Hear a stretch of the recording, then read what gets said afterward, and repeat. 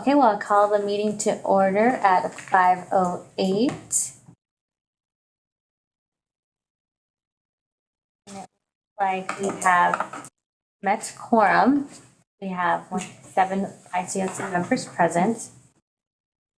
So I guess number 2 is welcome and introductions.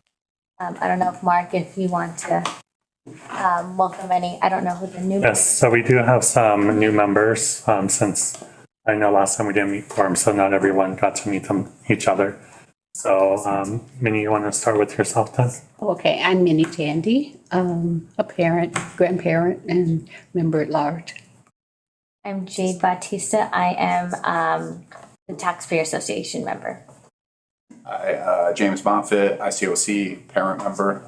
I was one that wasn't here last time, so glad to meet all the new folks. Hi, I'm Sean O'Neill. I'm a project manager of Balfour Beatty, and we are the construction manager for the district. I'm Jonathan Salzman. I'm a COC member and at large. Hi, Diane Dugan, ICOC member, parent.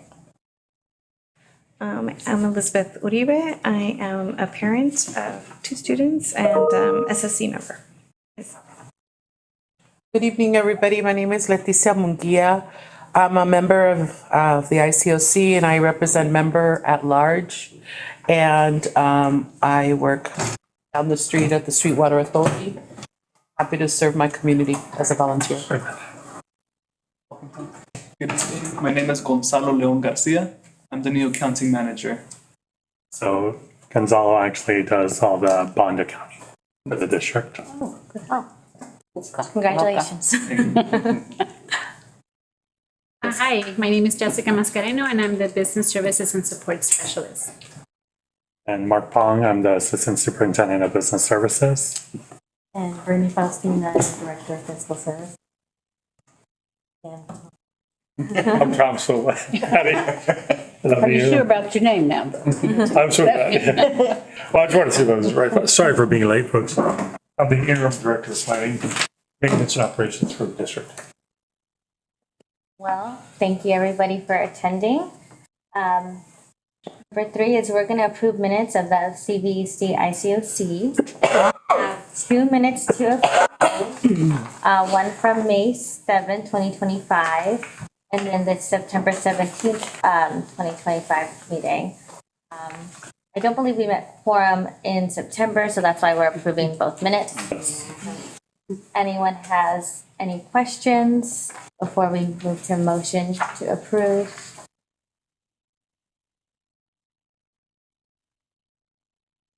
I wasn't in attendance, so I can't make the motion, but I'm happy to support the second.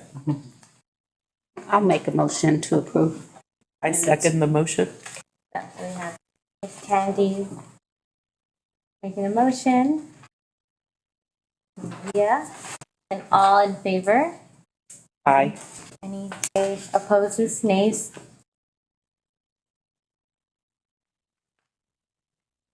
Number 4 would be the reports by Assistant Superintendent Mr. Pong. All right. Well, thank you for joining us tonight, everyone, taking time out of your day. I know it's a commitment to join us quarterly, and we thank you for that. So tonight we have for your review the bond expenditures from our bonds, our 3 measures. So we have, and I know some of you are new, so again, you can feel free to stop me at any point if you have a question on some of these items. A lot of it's carryover, and then we just highlight what the changes were between the last meeting and this meeting. So we have our bond measure VB that was approved back in 2018, and this one was for 150 million.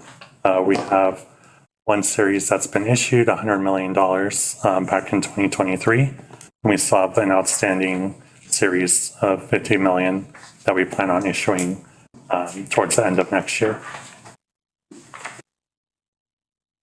We also have our bond measure M that was passed by voters in 2020. This one was for 300 million. We have issued 112 million of that, and we have about 187 million remaining that we still are going to issue for future projects.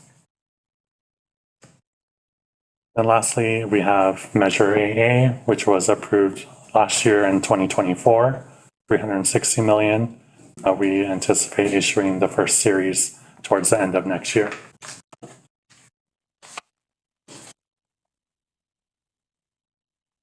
So a summary of our projects. This is for this current school year, fiscal year, as of November 24th. We have our 3 completed projects that were completed to date. We had our water bottle filling stations. We have our network equipment replacement that happened district-wide, and security cameras were installed at all of our schools. So this year, you can see out of Measure VB how much we spent to complete those projects. In progress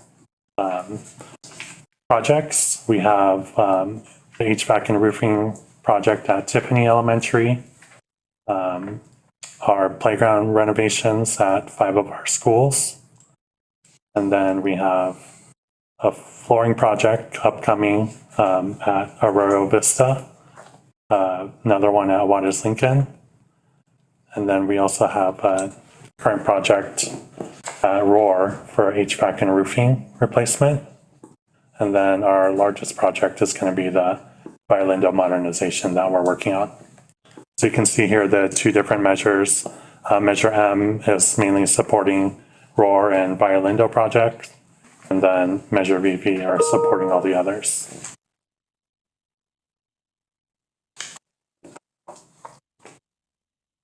So with Measure VP and our last issuance, we have about 64 million in expenditures that we are projecting. You can see those completed projects we talked about previously. The main ones that are in progress right now are 3 projects out of this series. So we have the security cameras, playground renovations, and those flooring replacements.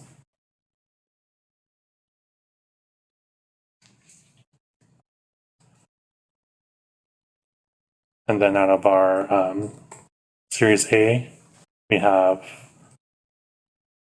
we just completed the network equipment. So that's the first completed project out of that issuance. And then we have all of our other ones that we just previously spoke about. The only one on here that are currently earmarked are the switchgear. We did award that, but that's in the planning phase. We're awaiting that switchgear to be delivered. There's quite a long lead time. I think it's over 12 months. So we won't have 14 months. Yeah. So we're waiting till that arrives until we schedule the installation of that. And then the other one is a security alarm replacement, and that's a project that we're currently working on to get out to bid. And for those at the last meeting who weren't here, we talked about how the board also approved the next 3 modernizations. So we have Lauterbach Elementary, Cook, and Palomar. Those are the next 3 upcoming modernizations that we already have an architect, and we've been having preliminary meetings. So those 3 are getting underway.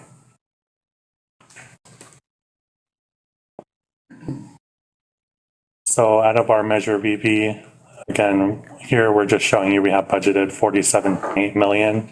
So far out of that 47.8 million, we've spent almost 8 million on these projects.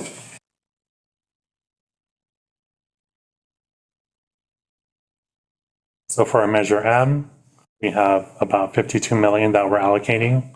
We've already completed 43.4 million in expenditures. The main project that we're utilizing the remaining balance of this series on is that Violindo modernization.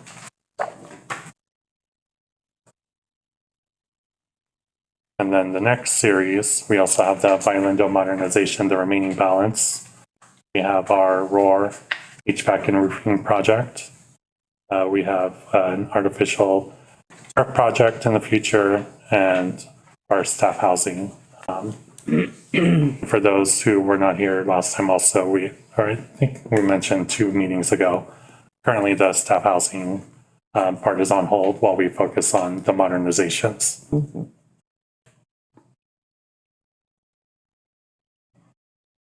So out of our Measure M, we've budgeted about 79.3 million, and so far in the expenditures, we have just under 5 million.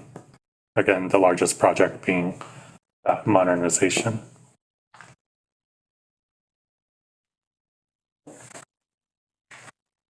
So again, in terms of upcoming projects, we do have our 3 modernizations.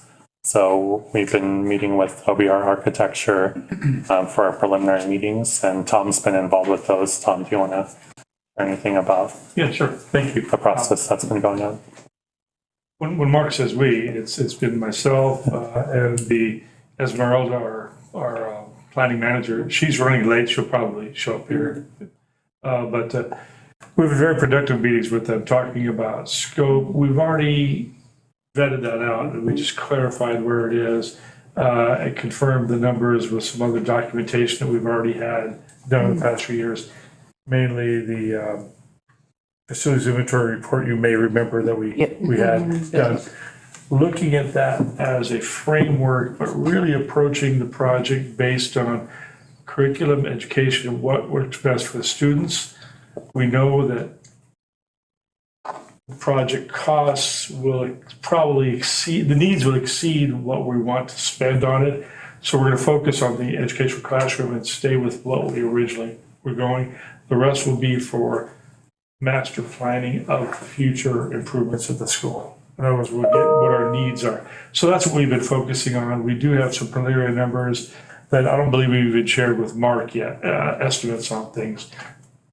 The architect and their teams have walked the sites, talked to the principals, looked at some roofing. I know Sean, I'm glad you're, thanks for opening the door. Sean and his team have helped us with what we've done in the past at those 2 schools. Things like roofing, we're gonna have to redo with some stuff, that kind of analysis. So it's going well, but it's in the very preliminary stages. I believe if things go as we expect, we should be nearing sketch design by February, March, and then moving in. And what that means is we get a rough idea. We work with all of the partners here at the district, special ed, facilities, operations, which the grounds, all the different pieces that come into play, so that whatever we're building, we got to live with for the next 50 years. So we want to make sure it reflects what we need. We'll be getting that to teachers, other departments, that kind of thing. So it'll go on. I have a question. I know you guys did a needs assessment done. Needs analysis. Yeah, and I know that was done, I believe, last year. Do you guys update that routinely, or like how do you go back to assess? Yes and no. Okay. It is one segment of a bigger, broader master plan, and that gets updated every 5 years, or should be. Okay. This piece really focused on what's our facilities, what's our needs in terms of roofing, flooring, some building, new buildings that we anticipated for like transitional kindergarten, restrooms, remodel, things, not just remodels, but hey, do we need something new? So it's very rudimentary in that of the bigger picture, it might be 80%. So to answer your question, yeah, we do update that. Now, Mark and I spent 3 months, I think, this last year updating all those numbers. Because, and we worked with Sean and his team to say, okay, we know this was 2019 when we did that. What is it now? How does it look? And I think we increased some of those numbers 15 to 20% to reflect things. So the answer is, yeah, we do update it, but it may not be as formal as that presentation was. Now, in November, the statewide bond Proposition 2 passed. There's a lot of programmatic changes in there, and one of the programmatic changes was school districts apply for money must have a master plan. We always had that requirement, but this one is more substantial, beefier. They've added other elements that need to be in there. So we will be updating that. As a matter of fact, I'm working on that right now for different things. So The answer is, yeah, we'll be doing that. Okay, and then how do you guys, I guess, prioritize that? And if there is like obviously multiple priorities, we have a lot of schools built in the sixties, right? Yep. Is that a way to anticipate more bonds being issued earlier? Is that how you kind of tell like, okay, well, or maybe have to move this issuance up a year? Let me answer that in two ways. But that again is really the heart of the challenge that we had with the needs assessment. It just focused on the facilities, and we said, well, we have other things that are impacting us. One of them is age of the buildings. And so we know we know that this thing said, here's your facilities, here's what your cost is to upgrade it and what that means and where it goes. And so that's good to know. Then we said, well, what's the age of the building and not only what the age is, but when did we last modernize it and when will that building be eligible for future modernization? Once we use state money on something, either new construction or modernization, we have to wait 25 years before they become eligible for state funding, or 20 years if it's portables, because they have a lesser lifespan. What it means for us is some of our buildings that we modernized a while ago are eligible next year after. So that should put them higher because it allows us to leverage the money with the state. We'll borrow from the bonds, not borrow, we'll use the bond money to pay for this. And if it's eligible for the state in the next 3 to 5 years, they're a higher priority. So you have to do a weighted average when you look at those different multiple things. And that's kind of the hardest thing, to really focus on. We took a great deal of time to also take that needs assessment and turn it into a facilities condition report. And what that means is, if you think of a car, I have an 88 van sitting out there. I spend a lot of money on it because I like the old van. It's a different thing. But at some point, it's going to be cost effective for me just to dump it and buy a new one. So you take what your needs are and say, when do we quit throwing away good money for something that just should be replaced? Same thing with these buildings. We look at what's the current value of it? What do we need to do to bring it up to speed? Not just for facilities, but for handicap accessibility, for information technology, and for fire life safety things. Those are the biggies that all come in that we look at. And so we say, what's that whole package? And oh my gosh, is that worth 30% of replacement value? If it's at 50% or more, dump it.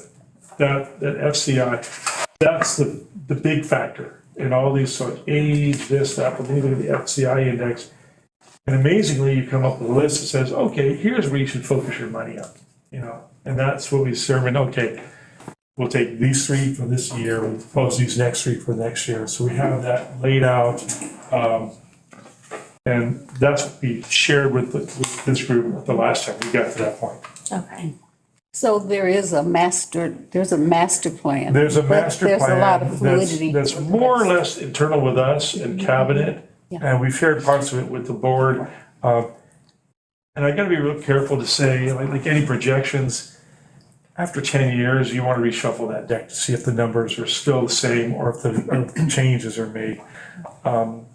One of the things we also do, I think gives a good example of this, is we have a deferred maintenance plan. And in that plan, we look at the next 5 years. We say in the 5 years, we want to do these projects at these schools.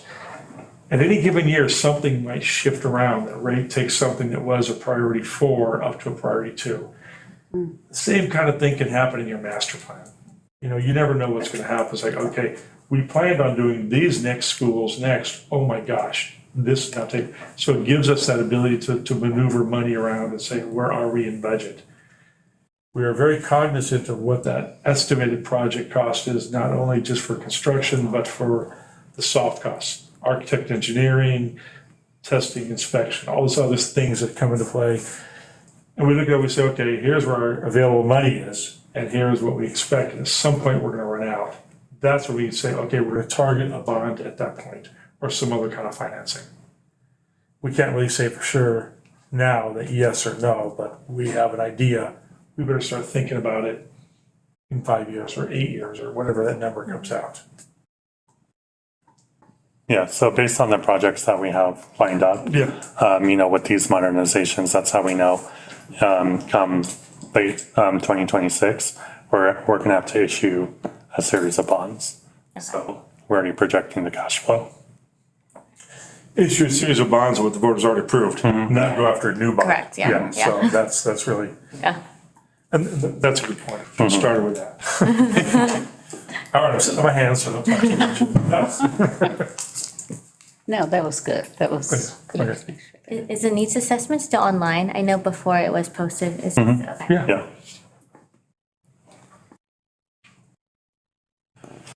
So then some other project updates since our last meeting. We did have the board approve security access control at all of our schools. So a buzzer system at the front door. So that'll start over winter break and all the schools to be done by the spring.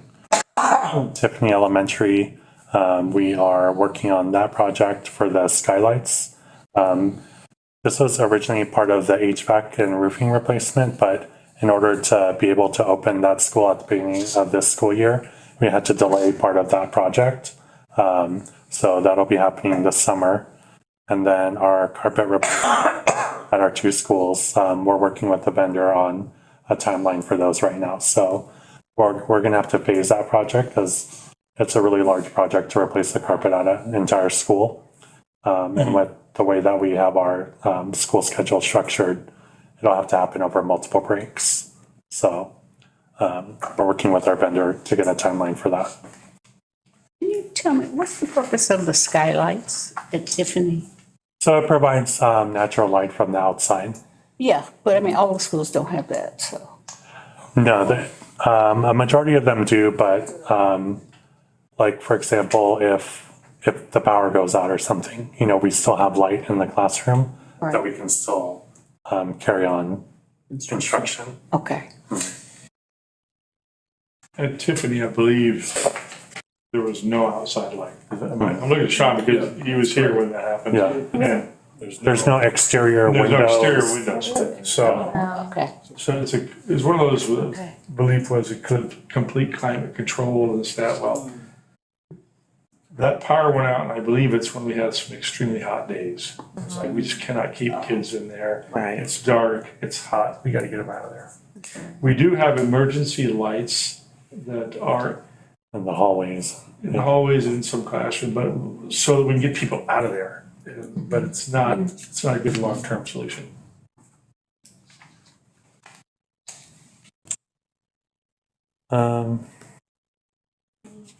Yes. Any other questions? I have a question, and I don't know exactly how it relates, but I kind of feel like it does. I know we have that new policy in effect as of January 13th for the closed campus. We had a meeting today at our school site when we were just talking about it. So we're kind of at the early stage of trying different things, and obviously every school site is different, designed differently, and so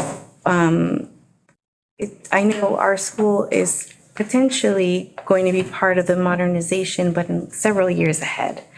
And we are already kind of seeing some issues with like we don't have an actual designated drop off. It's all red curb because we have a fire hydrant. Yeah. Is that now going to be considered for future projects as well? I don't know. I don't know if they're tangentially related or not. I mean, we kind of, in the needs assessment, we have a overall kind of plan for the school, but when the architects meet with the group, they kind of see what are other needs of the schools, like, according to the principal, teachers, the community, like what are the other needs. To consideration at the time. It is. Oh, okay. At the time of modernization, right? When you guys do the needs assessments, is the site administrators part of that analysis, or is that just something done by district? Like, do you get input from them, or do you get input when the school is picked for modernization? I don't know how it was initially done because I wasn't here. None of us were here when it was done, but I think there were meetings with admin when they were putting together the needs assessment. But definitely a lot of it happens, once we're in the process with the architect. Yeah. Because that's just kind of an initial plan, I guess. Circulation, gosh, how do I put this? And then the principal's part of the steering committee along the whole project. So, actually, one of the modernizations by Lindo, I'm sorry, we don't have a lot of pictures because not much has happened, but at the next meeting, we'll be able to bring back more of a final rendering of Violindo. So later this month, we're going to have a meeting with the community of the final rendering. And then we can, share that out at the next meeting. But yeah, the principal's been in all of our they're part of the steering committee for that modernization. Mr. Reba, just a side note on another comment you made. There are certain things that the Ed Code highly recommend, not Ed Code, Department of Ed recommends for student drop-off that may not have been around when the school was built. One of our first priorities is we look at the campus and say, okay, does this meet current standards and principles and CDE recommendations? And there we go. And that's so we do look at all that and say, even though our facilities might have focused on this, how does this compare with the current stuff? And then so we shuffle the deck. That's great. Yeah, and it's part of the ingress and egress. I'm sorry? Ingress and egress. Yeah, ingress and So egress. ingress and egress is always addressed during a Parking, modernization. bus Yeah. drop off. Thank you. Can you remind us which school you're at? Silverwing. Okay. That one, we crossed it off. No. No. Oh my gosh. Sean, what It's much of a challenge. No. Yeah. So those are all the updates that we have right now. Any other questions or comments? I have a comment, but it's roundtable whenever we're there, Okay. under 6, whenever. There's nothing, this is just a report, so we can move on to agenda number 5, remaining meeting dates for 2025, 2026. Do we have to approve these or are they? No, Information. for information, yeah. And they say tentative because the board's going to act on their board meeting dates at the next board meeting this month. So these currently don't conflict, but if they were to make any changes, then we may have to move these around. But right now, these are our dates. And then number 6, other items, open discussions. And I guess really quick though, I know we didn't make quorum last time. And there was a big agenda item, like there was multiple agenda items on the last meeting. Is there anything that needed to be moved to this meeting? Which is I think we talked about, I think you gave the orientation, but election of chair and vice chair, items deferred to the next meeting. Want to know if we had to take action on any of these. Yeah, we'll have to bring it back to the next meeting. Okay, Yeah, because we didn't agendize it, so we can't okay. act on it. Agenda 6, open discussion or comments. Yeah, so just for the purposes of the minutes, to make sure that, folks, just to make sure it's clear, I know when we made the motion for the minutes, it was for the May 7th, but we also had the minutes for September 17th. So maybe if the notes could reflect Yeah, a dual, two separate motions, because I think that would be cleaner for the record. yeah. Yeah, if that's good. Thank you for that. The other part is under open discussion. I got contacted, on my LinkedIn page, I have that I'm a member of the ICOC, and I got contacted by a group of parents at Olympic View Elementary, and they raised concerns about the fact that they were noticed with a very few days' notice that it's not going to be a closed campus. In that community, they have a high level of parent attendees to drop off kids that kind of stay around, the pre-TK in particular. And so I reached out to the board member that represents that area, but I kind of wanted to know, I don't know if you have any knowledge of this, but the closed campus concept, is that to be effective immediately, or is that something that the school board voted for in 26? Do we have any knowledge of that? I know that they already acted on a policy So this is the first time I'm hearing about Olympic View though, and how they're proposing not to be a closed campus. So I know that schools are working on plans right now, so that coming in January, they can implement closed campuses. So I'll have to follow up with Yeah, and Larry. if Jessica wants to call me, or I can provide the name of the parent leader that met with me. The other question that they brought to my attention is that the same group of parents that drop off their kids, they have been helping in the parent room, and they were told that they're at capacity for parent volunteers, which seemed very awkward to me because we're always looking for volunteers in our schools. And so it caused me to pause to say, usually you want parent involvement at the local level. And so if there's somebody else, Mark, you want me to call or follow up with, I'm happy to. But this is also at Olympic View, Okay. right? And it was from the staff member at the front office. Yeah. Thank you. I just like to follow up with those parents. Yeah. Thank you. And I also want to say a big thank you to Jessica Mascareno for reaching out with the call reminder to have today's meeting. In the middle of all the holidays and everything, I just always appreciate the follow-up. So thank you, Jessica, for your due diligence. Yeah. Anybody else? Jessica, do we need to do a second motion for the September agenda item? Or can we do it on, is it for both? We can, to make it clear. Okay. I mean, it's not like a consent calendar, so it would make sense that it would be two separate Yeah, votes. So So let's I'll do- make the motion Okay, to approve the September 17th minutes. I can second. I was here. sorry, can we motion to approve it and then just note to move the election of the chairs for the next meeting? Yeah. Yeah, On the agenda. That's good. good call. Yeah. Okay, all in favor? Aye. Opposed? Great. All right, is there anything else from district team? I had a comment really. So I missed the last meeting, so I feel like some of this information has been new, and I just kind of wanted to kind of commend the team. Really just kind of going over the funds themselves and the updates and the actual plans in previous meetings. Well, when I've been part of the ICOC, a lot of times there was more of like a general overview of like, okay, here's modernization and what it's going to cost.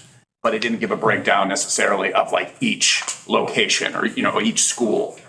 So I really like how this kind of put it together a little more in depth at the school site level. Just so we can kind of know, because sometimes we'd be like, oh, there's 8 million going to this project. We don't know exactly where it's going. So kudos on that. I really like that. It's just really good to see where these monies are going. So thank you. And if there's any other changes to the reports, that we can improve upon, always let us know. I think at the end of the school year, what you guys did for the May or June presentation, where you listed everything you did in the school year, that's always really helpful. We don't necessarily need it at every agenda, but at the very end, like that was, if we can continue to do that, that was really great. Well, if there's not anything else, I don't want to hold anyone up. We can adjourn at 5:42. Wishing everyone a wonderful holidays, everybody. Yeah. Yeah, stay safe and blessed. All right. Absolutely, that's good. Okay.